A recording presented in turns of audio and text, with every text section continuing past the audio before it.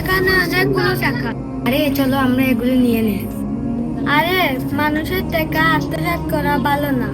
হ্যাঁ তুমি ঠিক বলেছ। আরে এখন আমাদের উচিত এর প্রকৃত মানুষকে ফিরিয়ে দেওয়া।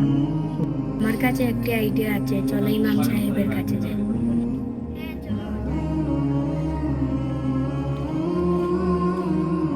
ইমাম সাহেব, ও ইমাম সাহেব, ইমাম সাহেব, ওই ইমাম সাহেব।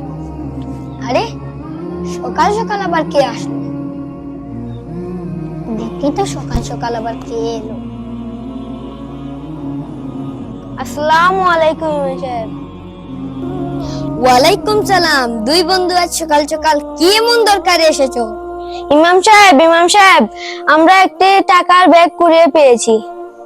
হে ইমাম সাহেব, এখানে অনেকগুলো টাকা। এর প্রকৃত মালিককে আমরা ফিরিয়ে দিতে চাচ্ছি। বাহ, তোমাদের প্রশংসা করতেই হয়। এই সমাজে তোমাদের মতন লোক আর কয়জনই বা আছে? ইমাম সাহেব, ইমাম সাহেব, মাইকে একটু আপনি বলে দিবেন, আমাদের কাছ থেকে সঠিক প্রমাণ দিয়ে নিবে। ইমাম সাহেব, ও ইমাম সাহেব, আপনি কোথায় ইমাম সাহেব?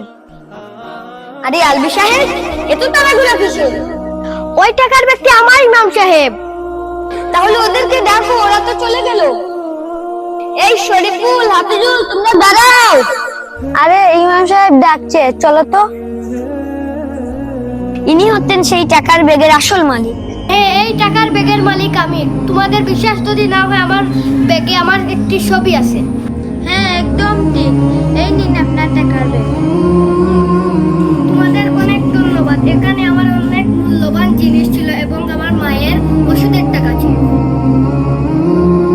পরবর্তী ভিডিও দেখতে চ্যানেলটি সাবস্ক্রাইব করুন।